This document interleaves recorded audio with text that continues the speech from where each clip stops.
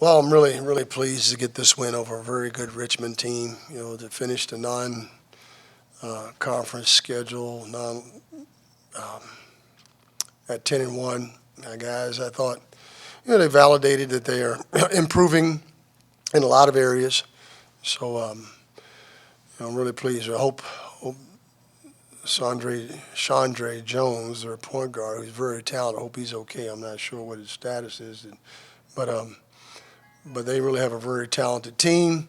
And again, we beat a good Richmond Spider team. Any question?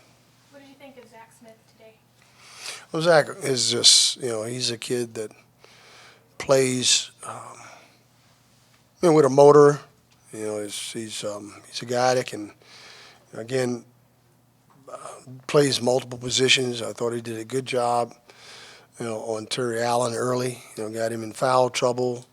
I thought that was huge for us. But Zach is very active. He probably led us in deflections. I thought he had a great block there. He's just a highlight. The players, he can catch, passes around the rim and finish. So I was very pleased with him. And I thought Norris, again, but especially Zach, he's logging a lot of minutes. He and D. Will with over 30 minutes. That's a lot of minutes. But we needed them both to play well, and they did. Coming into the game, what was the plan for Terry Allen? It seemed like Zach was on him most of the game, and he was able to really frustrate him early on.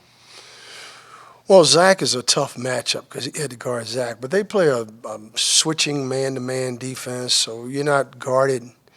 You're not guarded by the same guy. Even in a 20-second, 25-second possession there, 2 or 3 people may guard you, and they do a great job of fronting and fighting around in the post. Again, I think a player like Zach takes that as a challenge to limit the touches of the opponent, and especially the guy he's playing, and he's capable of doing that. But again, we did a lot of switching also to guard their Princeton-style offense. You've got to, because they're going to. I thought we did a good job of limiting their backdoor cuts. They did get one, I think, and one or maybe 2. So we did a good job there. We limited, in the paint scoring, although they end up with 30. So I thought the key was us, taking care of the basketball, which we did a pretty good job. But I think you got a guy like Terry Allen, you got to make him play the other end. And I think that was the key. That's gets him in foul trouble because when you're switching like that, now you're guarding, you're 6'8" and you're switching out trying to take on a 6'2", 6'3", 6'4" guard, and they go by you. It can be tough. Coach, were you pleased with your team's performance given all the different extenuating circumstances, whether it be the weather outside, the layoff, the differences maybe in crowd size, and they really came out and they weren't slow to begin the game? Yeah, they were really focused. Our concentration is what I've been pleased with. This group they're maturing. They're getting more experienced.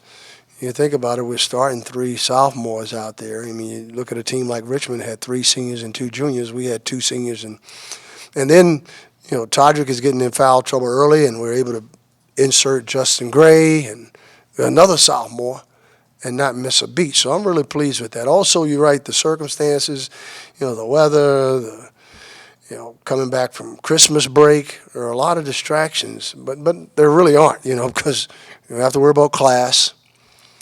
Most of them girlfriends are home. So it's all basketball. It's a time to really delve into and study the game. I think our guys are starting to, you can hear them talking to each other about basketball, about, hey, you need to do this, or I was guarding here, and that's a sign of a team that's starting to trust one another, and really guys willing to step up and do their job. I was really impressed with our rebounding again today, something we've struggled with most of the season. But we really stepped up and just dominated the boards. I thought D. Will led us with 8 rebounds, the most he's ever had. So he's playing well. I was glad to see him. He had a couple. I see they only had him for one turnover. I thought he had more turnovers than that, but then again, who knows? Again, 16 assists, balanced scoring. Those are signs of teams that are playing unselfishly and executing the game plan. Coach, you touched on D. Will there. You guys have a consistent back and forth. At least you did in this game quite a bit. But what is it? Maybe asking it, how has he kind of taken to the change of not needing to do everything for this team now, and realizing that he doesn't have to take a lead? Well, he still tries to.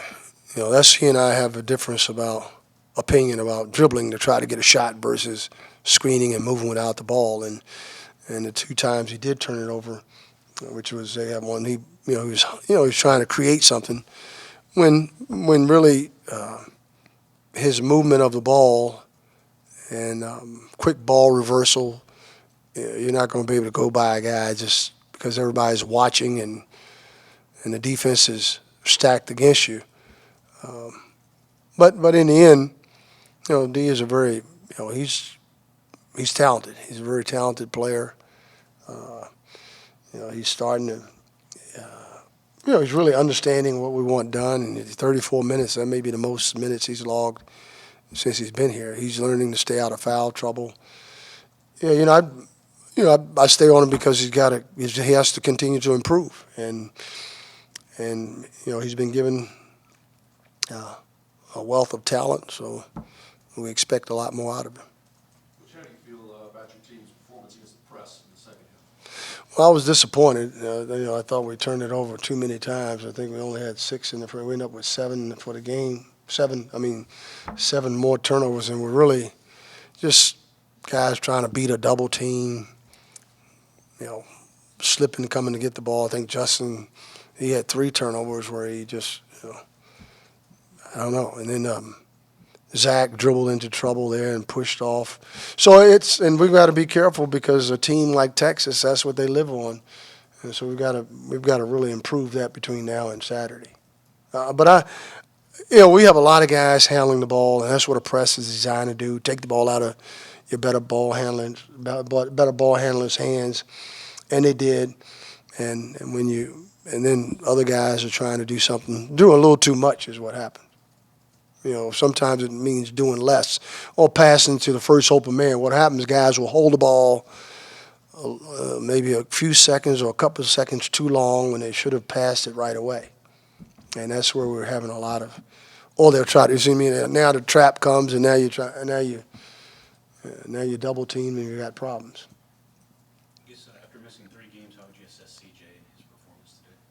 Good. I thought he did a good job there. It's just a tough game against a team like this, where they're pretty smart and crafty, and and if you're not in the right spot defensively, you're gonna. And I tell our guys all the time, you're a much better player and you're a much better defender when you're in the right spot.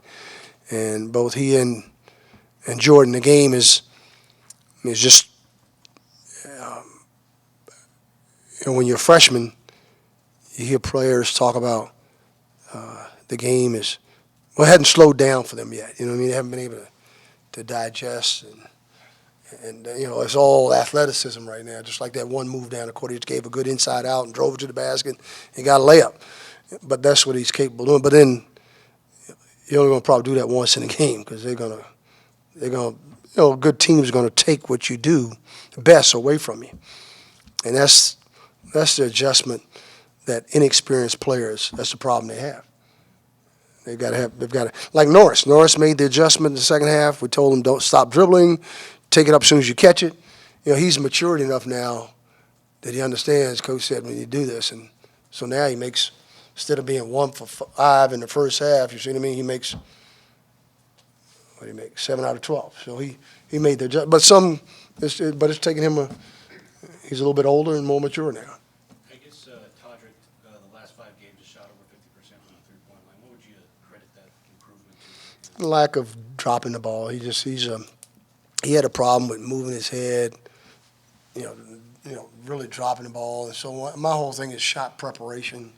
When the ball is delivered, you've got to be ready to shoot it. He's always been, for some reason, he's had a tendency to just drop it, and by the time he brings it up, now it's almost like having to have to cock the trigger on it. You gotta, it's got to be automatic. It's in your shooting pocket, go right up with it. And that's, he doesn't. And when he's open, shoot it. Don't be, and that's what we've tried to get him to understand. And he's really made that adjustment well.